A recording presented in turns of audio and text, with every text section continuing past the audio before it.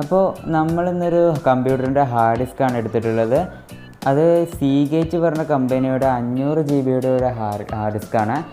ഇതിൽ നമുക്ക് നമ്മുടെ ഫോണിലും മറ്റും കണക്ട് ചെയ്ത് ഉപയോഗിക്കാവുന്നതാണ്. ഇതിനൊരു കേസ് ഉണ്ട്, അത് ഞങ്ങൾ നിങ്ങൾക്ക് പരിചയപ്പെടുത്താം. സാധാരണ നമ്മൾ ഈ കമ്പ്യൂട്ടറും എല്ലാം ഒഴിവാക്കുമ്പോൾ നമ്മൾ ഈ ഹാർഡ് ഡിസ്ക്കും അതിൻ്റെ റാമും ഒന്നും ശ്രദ്ധിക്കാറില്ല. അപ്പോൾ ഈ ഹാർഡ് ഡിസ്ക് നമുക്ക് നമ്മുടെ എക്സ്റ്റേണൽ സ്റ്റോറേജായി ഉപയോഗിക്കാവുന്നതാണ്. നമുക്ക് നമ്മുടെ കമ്പ്യൂട്ടറിലും പിന്നെ മൊബൈൽ ഫോണിലെല്ലാം കണക്ട് ചെയ്യാം. ഇനി ഇതിൻ്റെ കേസ് ഞങ്ങൾ നിങ്ങൾക്ക് പരിചയപ്പെടുത്താം.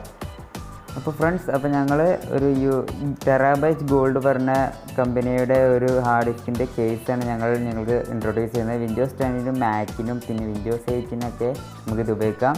ഇത് 2.5 ഇഞ്ച് 3.5 ഇഞ്ചിൻ്റെ HDD കേസാണ്. അപ്പോൾ നമുക്കിതൊന്ന് അൺബോക്സ് ചെയ്ത് നോക്കാം. ഇതിൽ നമുക്ക് അതിൻ്റെ ചാർജറും പിന്നെ അത് കേബിളും നമുക്ക് കൂടെ കിട്ടും. അതുപോലെ ഹാർഡ് ഡിസ്കിൻ്റെ കേസ് ഇതാണ്. ഇത് നമുക്കൊന്ന് അൺബോക്സ് ചെയ്ത് നോക്കാം.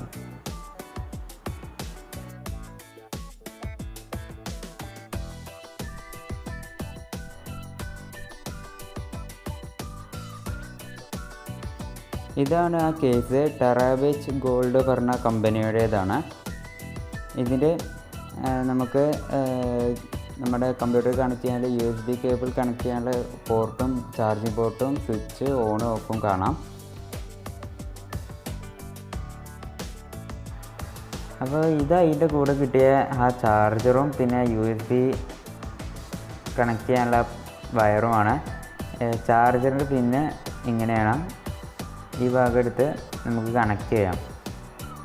പിന്നെ ഇതാണ് നമുക്ക് ഹാർഡ് ഡിസ്കിനെ കണക്ട് ചെയ്യാനുള്ള USB പോർട്ടും USB വയറ്.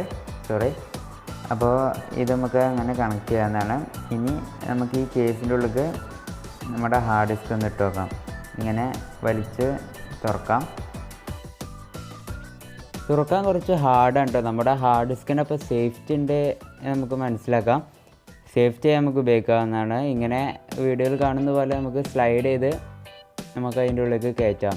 നമ്മൾ തുറന്ന പോലെ തന്നെ നമുക്ക് അടക്കുകയും ചെയ്യാം.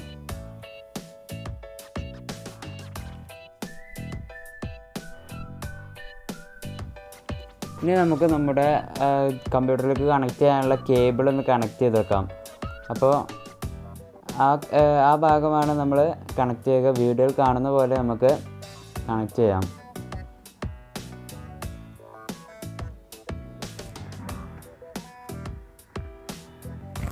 ഇനി ചാർജറിൻ്റെ കണക്ഷനും നമുക്ക് കൊടുക്കാം. അപ്പോൾ നമുക്കിനി ഹാർഡ് ഡിസ്കിന് കണക്ഷൻ കൊടുക്കാം, ചാർജിങ് കണക്ഷൻ കൊടുക്കാം. ഇനി നമുക്ക് നമ്മുടെ ഹാർഡ് ഡിസ്കിനുള്ള ബട്ടൺ ഓൺ ആക്കണം. അപ്പോൾ നമുക്ക് അവിടെ ലൈറ്റ് കത്തുന്നത് കാണാം. അവിടെ ഒരു നീല ലൈറ്റ് കത്തുന്നുണ്ട്. നമുക്കങ്ങനെ ഓണായി എന്ന് നമുക്ക് കാണാം. ഇനി നമുക്ക് നമ്മുടെ ഫോണിൽ മൈ ഫയൽസ് തുറന്ന് വെക്കാം. എന്നിട്ട് നമ്മുടെ ഹാർഡ് ഡിസ്ക് നമുക്ക് ഫോണിലേക്ക് കണക്ട് ചെയ്യാം. ഞങ്ങൾ OTG കേബിൾ ഉപയോഗിച്ചാണ് ഞങ്ങൾ ഫോണിലേക്ക് കണക്ട് ചെയ്യുന്നത് കേട്ടോ. ഇങ്ങനെ കണക്ട് ചെയ്യുമ്പോൾ നമുക്ക് കുറച്ച് കഴിഞ്ഞാൽ ഇതിൻ്റെ ബട്ടൺ ഓണാക്കിയാൽ നമുക്ക് ഇതിൻ്റെ USB ഡ്രൈവ് വരുന്നത് കാണാം. ഈ ഹാർഡ് ഡിസ്കിൽ 4 USB ഡ്രൈവ് ആണുള്ളത്. അത് 4 വരുന്നുണ്ട്. അത് ആ 4 വന്ന് ഇങ്ങനെ ഇത് തുറന്നാൽ നമുക്ക് നമ്മുടെ ഫയൽസ് എല്ലാം കിട്ടാൻ നമുക്ക് ഇതിലേക്ക് നമ്മുടെ ഫയൽസ് ട്രാൻസ്ഫർ ചെയ്യാനും സ്റ്റോർ ചെയ്ത് വെക്കാനൊക്കെ പറ്റും.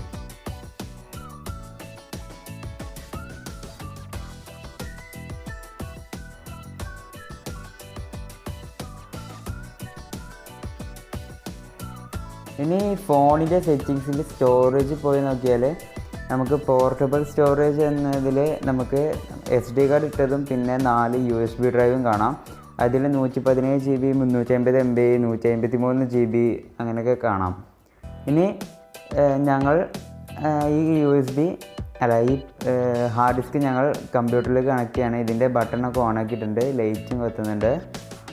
USB കമ്പ്യൂട്ടർ നമുക്ക് മൈ PC ദിസ് PC തുറന്നാൽ കുറച്ച് കഴിഞ്ഞാൽ 4 ഹാർഡ് ഡിസ്ക് വരുന്നത് കാണാം. 4 എണ്ണം വന്നിട്ടുണ്ട്.